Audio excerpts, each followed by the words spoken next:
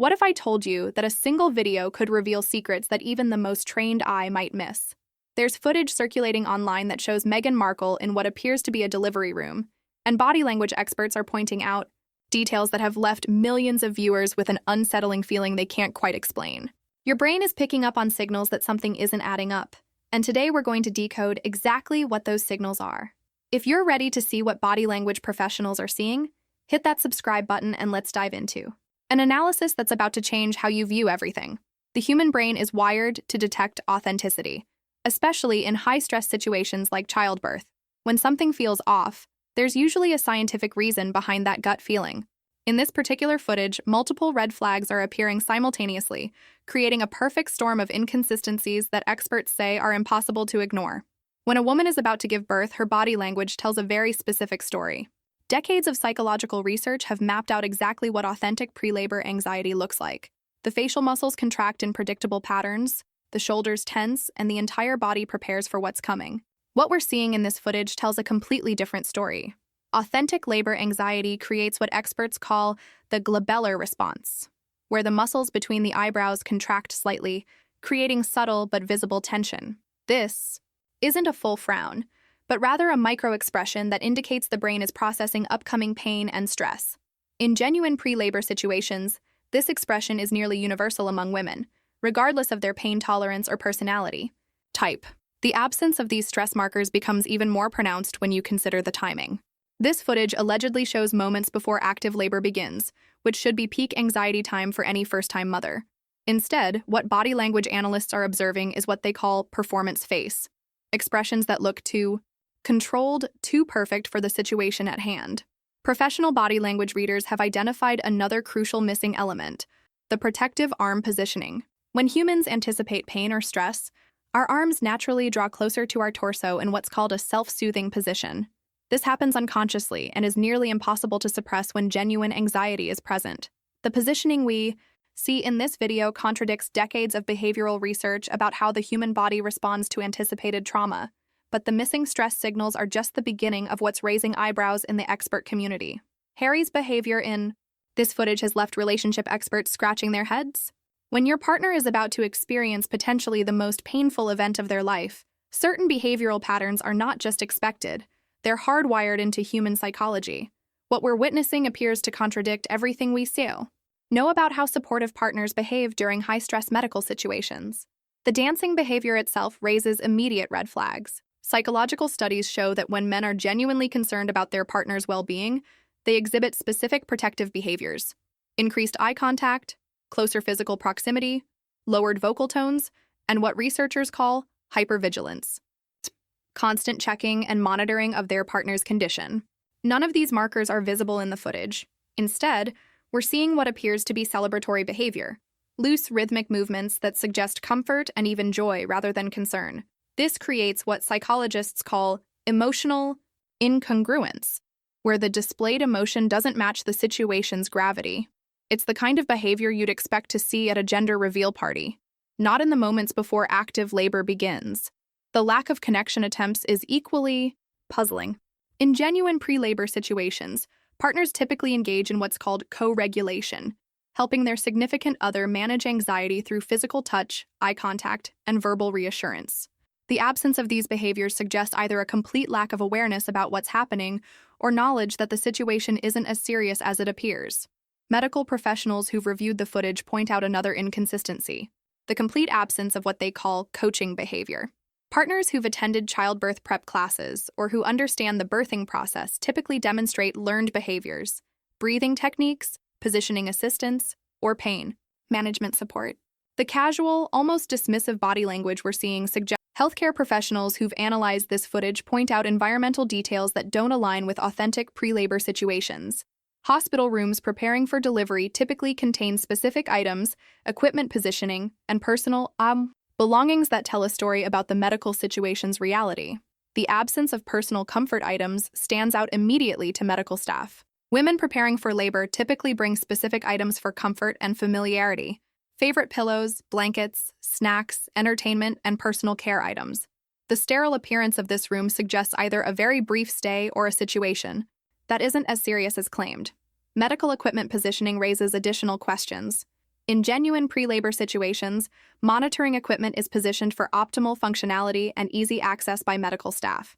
The equipment visible in this footage appears to be positioned more for visual effect than practical medical use. Healthcare workers have also noted the absence of what they call preparation staging. Real hospital rooms preparing for delivery show evidence of medical preparation, additional equipment on standby, specific positioning of furniture and supplies, and what professionals recognize as organized chaos that occurs when medical teams prepare for unpredictable situations. The lighting and overall atmosphere also contradict what medical professionals expect in genuine pre-labor environments. Real hospital rooms have specific lighting considerations for both patient comfort and medical necessity. The lighting in this footage appears optimized for video recording rather than medical procedures. Perhaps most telling is the complete absence of medical staff presence or evidence of recent medical consultation. In genuine pre-labor situations, there's typically evidence of recent medical assessment, charts, notes, equipment adjustments, or other indicators that medical professionals have been monitoring the situation. But the environmental inconsistencies are just one piece of a larger puzzle that becomes more complex when you examine the audio elements. Audio analysis of this footage reveals another layer of inconsistency that medical professionals find particularly troubling. The volume and type of music playing during what's supposed to be a pre-labor situation contradicts everything we know about how women in active labor respond to sensory input. Medical research consistently shows that women in labor become hypersensitive to sound, particularly loud or jarring noises. The nervous system's response to pain and stress creates what doctors call sensory amplification, where normal sound levels become overwhelming and uncomfortable. The music in this footage would be considered too loud and too stimulating for a woman in genuine pre-labor distress. Pain management specialists explain that music therapy during labor requires very specific characteristics: soft volume, slow, tempo, and familiar melodies that promote relaxation rather than stimulation. The upbeat dance-style music in this footage contradicts every protocol used in legitimate medical settings for labor management. The fact that both individuals appear comfortable with this audio environment suggests either exceptional pain tolerance or a situation where pain management isn't actually necessary. Medical professionals point out that even women who request music during labor typically need volume adjustments as contractions intensify. Audio experts have also noted something peculiar about the music's consistency. In genuine hospital settings, music is typically interrupted by medical consultations, equipment beeps, intercom announcements, and other environmental sounds that are part of the medical environment. The uninterrupted audio suggests either exceptional timing or a controlled environment that doesn't match typical hospital chaos. The psychological impact of music on stress levels has been extensively studied, and the type of music playing in this footage would typically increase anxiety rather than provide the calming effect that women in labor require. This creates another layer of incongruence between what we're seeing and what medical science tells us should be happening. But perhaps the most revealing aspect of this footage involves facial expressions that experts say look more like acting than authentic emotion. Hollywood professionals and body language experts have identified what they're calling extra face in this footage, expressions that appear too exaggerated and controlled for genuine emotional situations. This phenomenon occurs when people consciously perform emotions rather than experiencing them naturally. Acting coaches teach students to dial down their expressions because natural human emotion is typically more subtle than what people think it should look like. When someone is performing emotion rather than feeling it, they tend to overcompensate with exaggerated facial movements that trained eyes can easily identify. The timing of this renewed interest coincides with broader conversations about media authenticity, deepfakes, and the challenges of determining truth in an era of sophisticated digital manipulation. While this footage predates advanced AI video, technology, the current cultural moment, has made audiences more skeptical of all visual content. Professional video analysts have joined the conversation, pointing out technical details about lighting, audio quality, and editing techniques that weren't widely discussed when the footage first appeared. These technical observations add another layer to the body language and medical inconsistencies that experts have identified. The psychological impact of this renewed scrutiny extends beyond just this one video.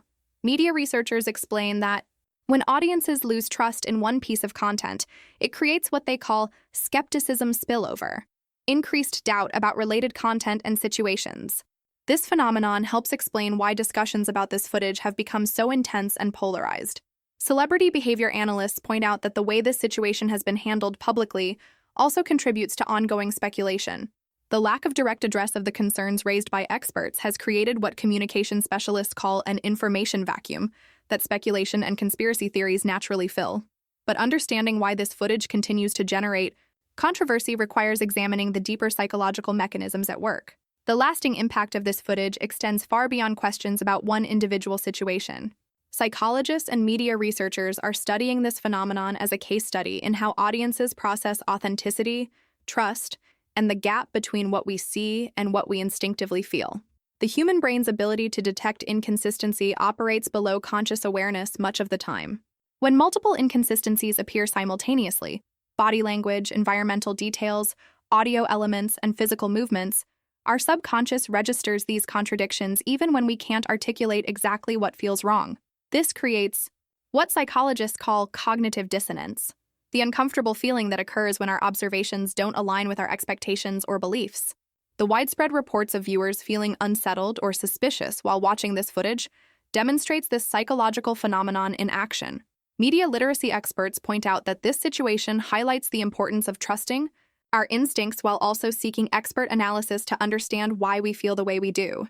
The combination of professional body language analysis, medical expertise, and technical video analysis provides a framework for understanding gut feelings that might otherwise remain unexplained. The broader implications for public trust are significant. When audiences begin questioning the authenticity of highly publicized personal moments, it creates ripple effects that extend to other public figures, institutions, and media content. Trust, once broken, requires significant effort and transparency to rebuild. Communication specialists emphasize that this situation demonstrates why authenticity matters more than ever in our digital age. Audiences are becoming increasingly sophisticated at detecting performative behavior, even when they can't explain exactly what they're seeing.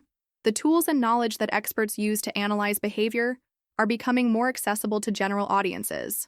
The psychological need for authentic connection with public figures becomes more complex when questions arise about the truthfulness of intimate, personal moments.